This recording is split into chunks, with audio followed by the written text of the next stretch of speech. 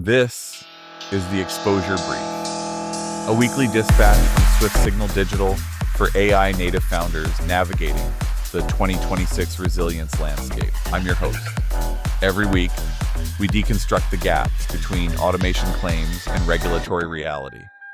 On today's briefing, our analysts dive into the latest FSC mandates and the tactical shift toward outcome-based governance. Let's head into the lab. Pour yourself something strong, pull up a chair, and let's get into it. Yeah, it's definitely time we did this. Because frankly, it is about time we had a genuinely blunt conversation about what is actually happening out there. You're sitting here with us for a late-night debrief, and we are looking at the landscape of March 2026. Right. And if you, sitting right there, if you are feeling completely disoriented by the sheer violence of the market shifts right now, you are absolutely not alone. No. You're really not. It's brutal out there. You are caught in what we are calling the visibility vacuum. The visibility vacuum. I mean, it captures the mood perfectly, doesn't it? It really does. We're looking at an artificial intelligence market, an enterprise software space, and honestly, a global supply chain that are all fracturing. Fracturing and reassembling so violently. Violently, exactly. So violently that the vast majority of tech leaders, founders, and Fortune 500 executives are completely flying blind. They're making strategic bets based on assumptions from, what, 6 months ago? Yeah, 6 months ago. And in this specific market, operating on a 6-month-old assumption isn't just a minor oversight. No. It is a fatal liability that will wipe out your balance sheet. Which brings us to our actual mission for this briefing. We are cutting through the corporate speak tonight. No PR spin. We are dropping the standard PR spin entirely. You are not going to hear us use words like exciting or revolutionizing tonight. Please know, the mandate is to find the real signal in the absolute deafening noise of this current hype cycle. Because we have a massive stack of primary source intelligence on the table right now. We really do. We've got leaked Department of Defense compliance memos. We've got Forrester's unreleased Q1 market projections. Taalas' own silicon architecture white papers. OpenAI's internal release notes for the 5.3 models. And the localized briefings from Samsung's Mobile World Congress keynote. We are going to dissect all of it. All of it. And out of that massive stack of documentation, we've mapped out 4 massive seismic shifts. These are basically the tectonic plates moving underneath the industry right now. Right. First, we have the Pentagon's standoff with Anthropic, which, and we need to be clear, we need to analyze not as a minor vendor dispute, but as a severe geopolitical fracture. A total fracture. Second, we are digging into the Forrester data, detailing the bloodbath in the private markets. The SaaSpocalypse. The SaaSpocalypse. That just vaporized over $1 trillion in software market capitalization in a single week. A single week. From there, we need to trace that market panic back to its technical catalyst, which is OpenAI's autonomous self-building models actually crossing the compliance threshold. And finally, we're going to look at the endgame response to all of this software fragility. The hardware revolution. The hardware revolution. We'll look at the Taalas HC1 chip-backing models directly into bare silicon. And how that hardware shift is manifesting in the physical world with Samsung's fully agentic factories. It's a massive amount of ground to cover. Yeah, but you cannot isolate these events. No, you really can't. If you don't understand how the hardware connects to the federal blacklists and how those federal blacklists connect to the death of traditional software, you simply cannot navigate the 2026 market. Okay, let's unpack this. Here's the real signal. We need to start with the standoff. Late February, early March 2026. Right. The U.S. military formally designates Anthropic as a supply chain risk. A supply chain risk. Now, looking at the leaked DoD memos on the table, I want to zero in on that specific terminology, supply chain risk. We need to be bluntly honest about the gravity of that phrasing. Yeah, the federal government does not throw that label around for standard contract disputes. Or overpricing. Or API uptime. No. Historically, that is a quarantine label reserved for foreign adversaries. We are talking about the exact bureaucratic mechanism used to freeze out Huawei. That is a context everyone seems to be missing in the mainstream coverage right now. A supply chain risk designation isn't a slap on the wrist. It's an infection tag. Exactly. It's an infection tag. To understand how an American frontier AI lab ends up being treated with the same bureaucratic hostility as a foreign intelligence threat, we have to look at the impasse itself. And we need to look at the raw facts of the dispute because the political crossfire surrounding it is blindingly intense right now. Blinding. Let's lay out the mechanics of the conflict objectively. Anthropic has hard-coded safety guardrails into their Claude models. Right, and these guardrails explicitly ban the military from using Claude for two highly specific use cases. First, conducting mass surveillance on American citizens. And second, powering fully autonomous weapons without a human in the loop. Right, and the Department of Defense handed Dario Amode a hard deadline to strip those restrictions out of the model for military procurement. And Amade refused. He refused. Looking at Amade's stated position in his recent interviews, he's framing this as a hard boundary regarding civil liberties. He argues that current frontier models offer the government surveillance processing capabilities that are fundamentally contrary to American values. Right. Furthermore, his technical argument is that current AI architectures, particularly regarding hallucination rates, are simply not precise enough to be deployed in fully autonomous kinetic weapons. He calls these two issues absolute red lines that Anthropic has held since their founding. Yes, and he's characterizing the government's mandate as retaliatory and punitive. He is actively framing his refusal as an act of patriotism to protect American values. Sure, but let's flip the perspective to the Pentagon side of the table. Their stance, as outlined in the memos, is that they require the use of Claude for all lawful purposes. The military's argument is that they are already restricted from conducting mass surveillance on Americans by existing federal law. Exactly.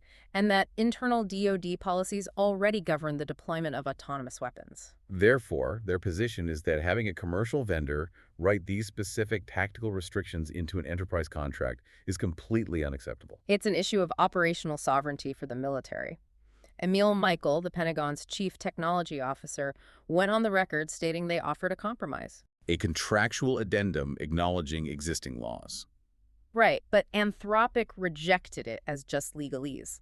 Michael's core argument is that the military cannot allow a private software vendor to insert itself into the chain of command By dictating the operational parameters of a critical capability. He stated explicitly that the military will never put in writing that they cannot defend themselves just to satisfy a tech company's internal ethics board. We also have to factor in the operational reality that the U.S. military has already actively deployed Claude in recent strikes on Iran. Though the exact nature of that deployment remains highly classified. Highly classified, but they are heavily reliant on the architecture. Now, looking at the political fallout from this, the rhetoric is completely polarized. We have to report this neutrally, but the words used were intense. Very intense. The Trump administration gave Anthropic that Friday evening deadline. When Anthropic held their ground, Defense Secretary Pete Hegseth publicly called the company sanctimonious. Emil Michael claimed Amade has a God complex. And President Trump himself referred to the company as radical left and woke, ordering all federal agencies to immediately cease using Claude, granting the Defense Department a 6-month phase-out period. Meanwhile, as Anthropic prepares to drag this designation into federal court, OpenAI immediately swooped in. They secured a massive defense contract. They agreed to the military's terms completely. So you now have a permanent foundational split in the frontier model ecosystem. You have OpenAI operating as an aligned, cleared defense contractor. And you have Anthropic legally designated as a radioactive risk to the supply chain. And this is where it gets messy. This is where it gets messy, because if you are a founder or an executive listening to this, you might be thinking, okay, fascinating geopolitical drama, but I run a B2B supply chain logistics platform. I don't sell to the DoD. What does this have to do with me? It has absolutely everything to do with you. Everything. Let's talk about the blast radius of this designation, because the contagion effect is staggering. The immediate order stops federal agencies from using Anthropic. But the death blow risk here is that a federal supply chain risk designation gives the government the legal leverage to sever Anthropic from its critical infrastructure partners. We are talking about their hosting and compute lifelines. AWS, NVIDIA. Right. If Anthropic cannot be hosted on major cloud providers without those providers violating federal risk protocols, Or risking their own government contracts. then Anthropic's operational capacity is strangled at the compute layer. Wait, take that a step further for the founders building right now. Yeah. Say you built a brilliant orchestration engine. Okay. You chose Claude as your intelligence layer because it handles massive context windows better for your specific workflow. Makes sense. So your application is effectively a sophisticated wrapper built on top of Anthropic's APIs. Because of this DoD designation, Your entire product might now be completely disqualified from federal procurement. Exactly. If a government agency, or even a highly regulated prime contractor, think Lockheed, Boeing, or even a massive healthcare provider heavily reliant on federal funding. If they audit your software bill of materials and see an Anthropic API call in your stack, you are out. You are officially part of the infected supply chain. It forces an immediate, brutal audit for every CTO. You have to trace your dependencies all the way down to the foundational model and ask, am I inheriting geopolitical risk through a vendor's API key? Amadeus is trying to calm the markets, telling investors that non-military customers are unaffected. But let's be pragmatic here. Enterprise risk management hates uncertainty. Procurement officers don't do nuance. They do clean compliance sheets. The foundational layer of AI is no longer just a technical benchmarking choice. It is a political alignment choice. You are choosing a side in a federal standoff whether you want to or not. And this incredible fragility in the cloud intelligence layer bleeds directly into our next topic. Because while the government was effectively blacklisting Anthropic, Wall Street was actively slaughtering the broader software market. Completely slaughtering it. Let's look at the Forrester data on this private market bloodbath. We are looking at the first week of February 2026. In the span of 7 days, over $1 trillion in market capitalization was completely erased from software stocks. A $1 trillion wipeout. Forrester's is officially calling it the SaaSpocalypse. $1 trillion in a week is a systemic panic. It's pure panic, and to understand why investors hit the eject button so violently, you have to look at the core economic engine that has driven software valuations for the last 2 decades. We are talking about the death of the seat. The entire mathematical foundation of SaaS valuations is breaking in real time. Let's strip away the financial jargon for a second. The entire model is based on charging a licensing fee per human user. Right. You have a marketing department of 50 people, you buy 50 licenses of a CRM. 50 seats. 50 streams of recurring monthly revenue. Investors are looking at the current trajectory of agentic AI and realizing that the total addressable market for human software seats is in a state of terminal decline. Because we are no longer talking about AI as a co-pilot. The co-pilot era was about helping a human work faster within the software. Agentic AI autonomously executes the workflow outside the software. Entire departments are facing automation. If an enterprise deploys a swarm of AI agents that can do the operational work of those 50 human marketers, those 50 humans are reassigned or let go. And the critical point for Wall Street is that when those 50 humans leave, those 50 SaaS seats evaporate with them. The revenue disappears overnight. Why would a Fortune 500 company pay for 5,000 seats of a project management tool when an AI orchestration layer can manage the project architectures, allocate the resources, and track the deliverables? Without ever needing a graphical user interface or a login credential. Exactly. But the bleeding doesn't stop at just losing seats. Investors are terrified of the complete erosion of the vendor moat. The Forrester brief highlights the rise of vibe coding. Vibe coding. With the current generation of models, a small startup or even an internal enterprise IT team can use natural language to generate complex, bespoke software applications in a matter of days. They can effectively replicate the core features of a massive, expensive horizontal SaaS platform just by describing the desired workflows to a model. The technical barrier to entry for building enterprise software has dropped to near zero. So the moats are gone, the seats are vanishing, and honestly, reading the Forrester buyer sentiment analysis, the users are just exhausted. They are sick of SaaS sprawl. You have mid-market companies paying for 300 different web applications that refuse to integrate cleanly. The API maintenance alone is a nightmare. Investors are pulling their capital out of traditional SaaS and betting that native AI companies are going to come in, wipe the slate clean, and solve the sprawl with unified agentic systems that simply do the work. I hear that, but we have to look closely at the counter-narrative Forrester provides, because a complete death of SaaS is an oversimplification. The market panic is very real. But the enterprise core, the central nervous system of global business, is not vanishing. Forrester projects enterprise spending on core SaaS capabilities will still rise, hitting $576 billion by 2029. The money is still flowing. The architecture of how it is spent is what's radically changing. Let's break down Forrester's survival matrix. Who actually survives this apocalypse? Let's start with the casualties. Horizontal point solutions. If you are a vendor providing a generic workflow tool with low switching costs, you are dead. If you don't provide immediate, undeniable hard dollar ROI, you're going to lose your Series B funding or you are going to get swallowed whole. Forrester points to Nasag acquiring Cognigi as the blueprint. Massive consolidation is coming for the horizontal players. On the flip side, vertical SaaS is heavily insulated. Forrester projects this sector growing to $194 billion by 2029. These are the companies solving deeply complex, highly regulated industry problems. But their real moat isn't their software, it's their proprietary data. Think Epic in healthcare electronic medical records, or IQVIA in pharmaceuticals.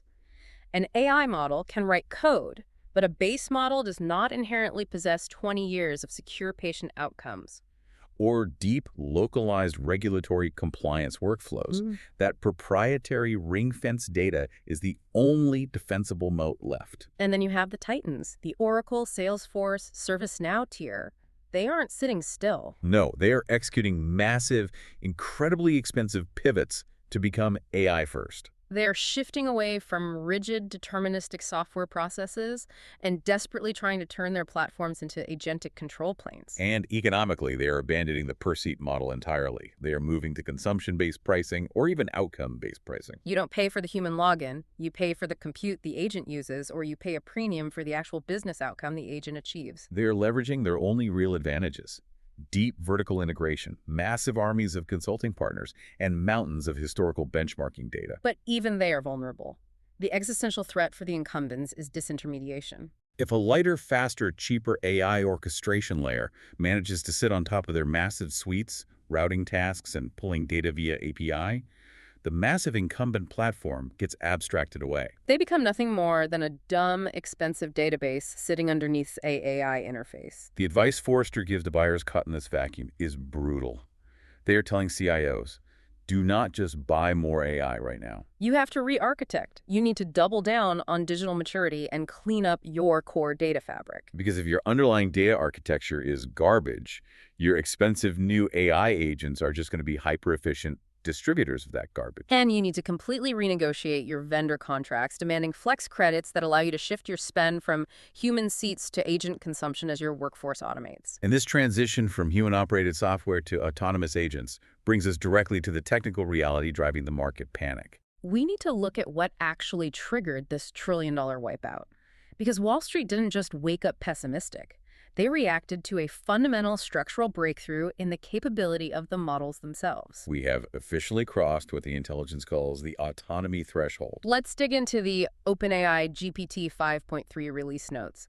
This is the stuff that sounds like speculative science fiction, but it was just a standard Tuesday press release. OpenAI dropped GPT 5.3 Codex. It is aimed at developers. It runs 25% faster than previous iterations. It uses fewer compute resources. The benchmarks are impressive, but the headline that shattered the industry's paradigm was a single sentence. OpenAI formally stated that GPT 5.3 Codex was, quote, instrumental in creating itself. That is the inflection point. Recursive self-improvement is no longer theoretical. The Codex team reported that they utilized early unstable versions of the model to actively debug its own training runs. The AI managed its own deployment pipelines, it diagnosed its own test results, evaluated its own hallucination rates, and rewrote its own optimization algorithms. The human researchers stated they were blown away by how much the AI accelerated its own development cycle. Alexander Empiricos, the product lead for Codex, went on the record saying, the vast majority of Codex is built by Codex, so it's almost entirely just being used to improve itself. Just let the implications of that sink in for a second. The machine is building the machine. And Sam Altman's public roadmap is leaning entirely into this velocity. He is charting a course for an AI research intern by September 2026 and a fully automated AI researcher by March 2028. But look at the cascading effect this has on enterprise governance and legal compliance. When an intelligent system can build itself, deploy itself, and debug its own architecture, the traditional paradigms of human oversight completely disintegrate. You cannot audit a system that is fundamentally altering its own code base in real time. This has birthed an entirely new discipline out of pure necessity, RESOPs, or responsibility operations. Wait, how do you even audit an autonomous swarm? If we've crossed the autonomy threshold, the questions a compliance officer asks during an audit have to fundamentally change. 6 months ago, compliance was a simple input-output check. What did the human prompt say, and what did the AI generate? If a system broke, you looked at the human prompt. But when the system is operating autonomously, making 10,000 micro-decisions a second to achieve an abstracted goal without any human prompting, that input-output check is useless. The compliance question is no longer what did it do, it is now why did the system decide to do that? And answering that why isn't just best practice anymore, it is becoming a strict legal mandate. We are looking at the new federal black box order. This requires frontier models to retain exhaustive operational logs indefinitely. They are calling it the intent log. Think of it exactly like a flight data recorder on a commercial airliner, but for neural pathways. The system must meticulously record the mathematical weightings, the probabilistic calculations, and the logical pathways that led to every single machine-led decision. Because if an autonomous agent decides to dynamically reroute a global supply chain or execute a block of code that causes a massive financial loss, federal investigators need to be able to open that intent log And trace the exact reasoning of the neural network back to its origin state. But here's the pragmatic reality. You cannot guarantee the deterministic reasoning of a black box system 100% of the time. Hallucinations happen. Emergent, unpredictable behaviors happen. So the industry is being forced by insurers and regulators to implement what they call blast radius limits. I love that term, blast radius limits. It is so incredibly descriptive of the sheer danger of deploying these systems. A blast radius limit is a hard, immutable, code-level governance framework that physically restricts how much damage an agent can do if it goes rogue, hallucinates, or gets compromised. It is entirely about containing the autonomy. You have to define, at the architectural level, exactly how many database records an agent is authorized to alter. Or exactly how many dollars an agent can authorize for wire transfer before it hits a wall. Once the agent hits that predefined limit, the autonomy is forcefully paused, and a human gatekeeper must manually review and authorize the next step. It's the only viable way to manage enterprise risk when the software is writing itself and executing operational tasks at a speed that no human overseer can possibly match in real time. Forget the PR spin. This is the unvarnished reality of cloud-based AI in 2026. It is a political and legal minefield with the Pentagon. It is actively destroying the economic foundation of the traditional software business model. And the compliance requirements for autonomous agents require tracking massive intent logs and hard-coding blast radiuses. Cloud AI is fragile, it is wildly complex, and it is a massive enterprise liability. So what is the ultimate solution when the cloud becomes too politically and technically hot to handle? You move to the physical layer. You bake the intelligence directly into the metal. Which brings us to the hardware revolution, and specifically the Taalas HC1. If you want to understand where the smartest institutional money is hedging against the chaos of cloud saws and the RESOP's compliance nightmare, they are pouring capital into customized silicon. Look at Taalas. They are a startup out of Toronto, only 2.5 years old, founded by Jubisa Bajic, a former 10-storent executive. They operated incredibly lean, spent just $30 million with a core team of 24 engineers to develop a piece of silicon that is currently breaking the internet. The hype around the HC1 is absolutely viral, and we need to break down the actual architecture to understand why. The Taalas HC1 is a custom ASIC. This is not a general-purpose NVIDIA GPU that you can use to render a 3D environment today, mine crypto tomorrow, and train an AI the next day. This is a highly specialized 6-nanometer process chip, 815 square millimeters, packing 53 billion transistors. And what they've done is they've taken an entire large language model, specifically Meta's Llama 3.18b model, and they have literally hardwired the entire neural network, all the parameters, all the billions of weights, directly into the physical silicon architecture of the chip itself. To put this in plain English for a founder trying to understand the shift, they took the ephemeral software and permanently cast it into hardware. And the performance metrics that are generated from that physical translation are staggering. The headline technical metric is 17,000 tokens per second per user. Let's translate 17,000 tokens per second into actual business value. Why does a CEO care about that specific TPS metric? Because it completely eradicates thinking time. It kills latency. When you use a cloud AI, you ask a complex question and you watch the cursor blink. You watch it type out the answer word by word. That latency is the model physically fetching weights from external memory and computing the probability of the next word. The HC1 eliminates that bottleneck entirely. It can generate a comprehensive, month-by-month historical analysis of World War II in 0.138 seconds. It is sub-millisecond response time. As the hardware analysts are pointing out, code generation now happens at the literal speed of human thought. The era of waiting for the LLM to think or process a prompt is dead, but speed is only the first pillar of this disruption. The economic and physical implications for data centers are just as radical. Because the entire model is physically etched into the chip's logic gates, it does not require high bandwidth memory, It doesn't need to constantly shuffle massive amounts of data back and forth across the board. which means the operational cost absolutely plummets. They are quoting inference costs of 0.75 cents per million tokens. That is a magnitude difference. It's 10 times cheaper than running inference on standard cloud GPUs, which are currently running anywhere from 20 to 49 cents per million tokens. And then look at the power consumption. We are talking 12 to 15 kilowatts per server rack. A modern, high-density GPU rack running frontier AI workloads can draw up to 600 kilowatts. And a 600 kilowatt rack requires specialized liquid cooling infrastructure, reinforced data center floors, and a massive, politically sensitive energy footprint. The HC1 rack is air-cooled. It draws a fraction of the power. It can be deployed in standard legacy data centers without requiring $1 billion retrofit. But beyond the speed, the cost, and the power draw, there's a fourth pillar here that ties back directly to everything we discussed about the Anthropic standoff, the DoD, and the RESOP's nightmare. The real signal here is the compliance superpower of hardwiring AI. This is the critical unlock for enterprise security. When the AI model is physically cast in metal, the data being processed never has to leave the chip to fetch weights from external, potentially vulnerable memory banks. This is a massive, immediate win for data sovereignty and strict privacy audits. But more importantly, it achieves what security researchers call model immutability. Think about the massive vulnerabilities of software-based cloud AI. A bad actor can use prompt injection techniques or software exploits to poison the model, tricking it into bypassing its safety guardrails, hallucinating malicious code, or revealing highly sensitive training data. But you cannot hack a physical wire. You cannot use a software exploit to inject a new parameter into a transistor that is permanently physically burned into a specific logic gate on a piece of silicon. The enterprise governance, the safety guardrails, the exact behavioral parameters of that specific model are physically baked into the metal. It cannot be altered, tweaked, or poisoned without literally melting the chip down. It is the ultimate black box compliance solution. It perfectly solves the RESOP's dilemma. But let's play devil's advocate here. There is a massive, glaring trade-off. It is incredibly rigid. A GPU is a blank slate. You can load Llama 3 today and load a completely different model onto it tomorrow. The HC1 is tied to one fixed model per chip.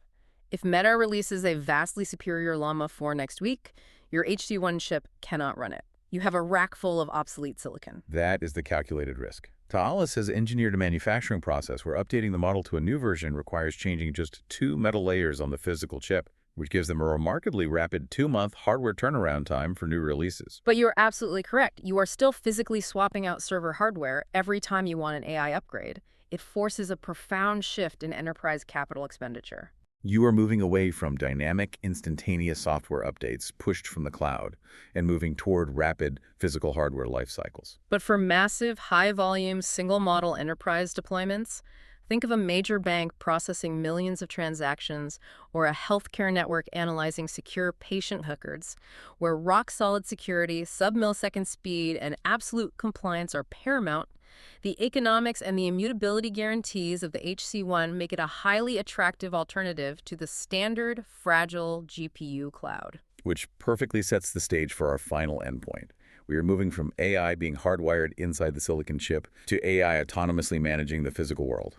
Let's look at the endgame realization of the SaaSpocalypse, Samsung's massive keynote at the Mobile World Congress in Barcelona in 2026. Samsung laid out their 2030 vision, and it is a complete structural paradigm shift for global manufacturing. They are officially transitioning all of their global manufacturing operations into what they call AI-driven factories. We talked extensively about the death of the seat, the reality that AI agents will automate entire software departments and eliminate the need for human users to sit at a desk.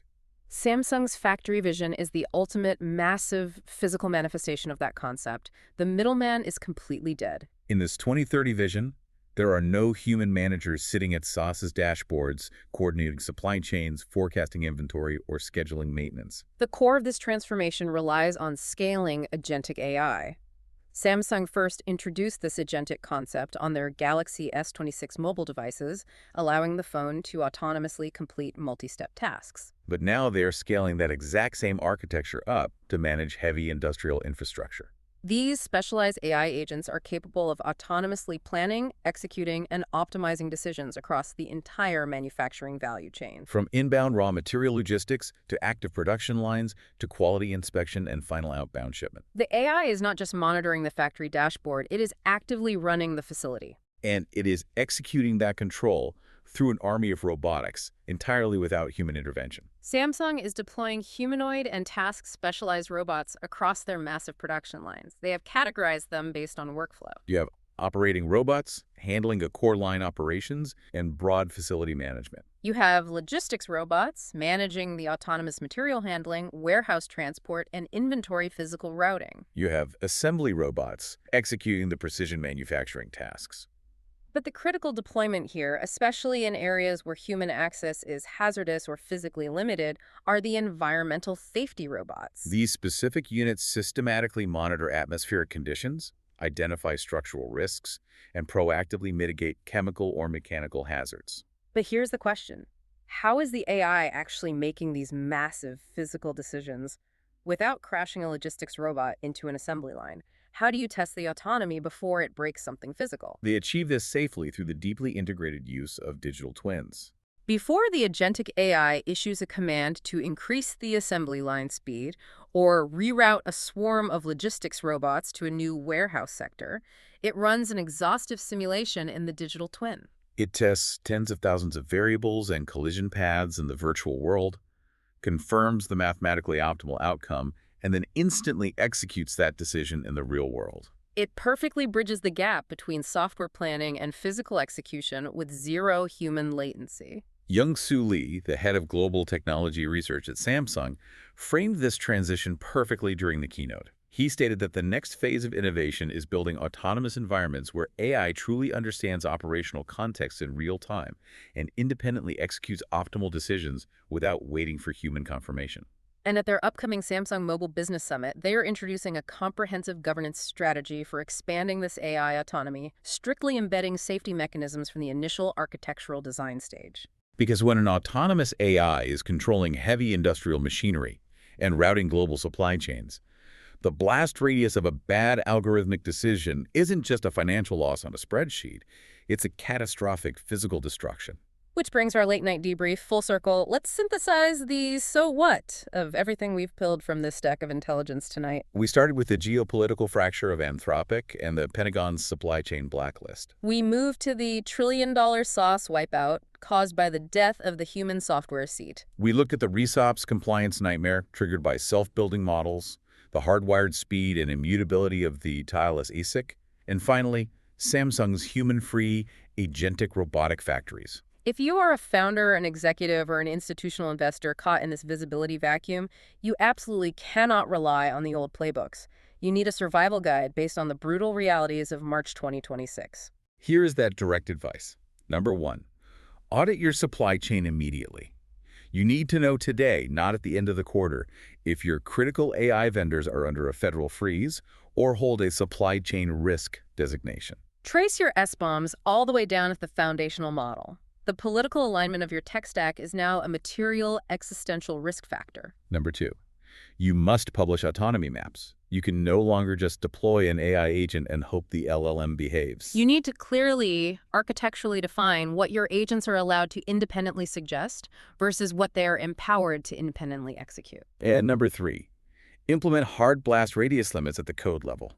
You have to keep a human in the loop for any action that touches critical data architecture or crosses a defined financial threshold. Because if a self-improving autonomous agent hallucinates a $1 million purchase order, the intent log might give the federal investigators a great map of why it happened, but it absolutely will not get your money back. The enterprise landscape has fundamentally shifted from software creation to operational oversight.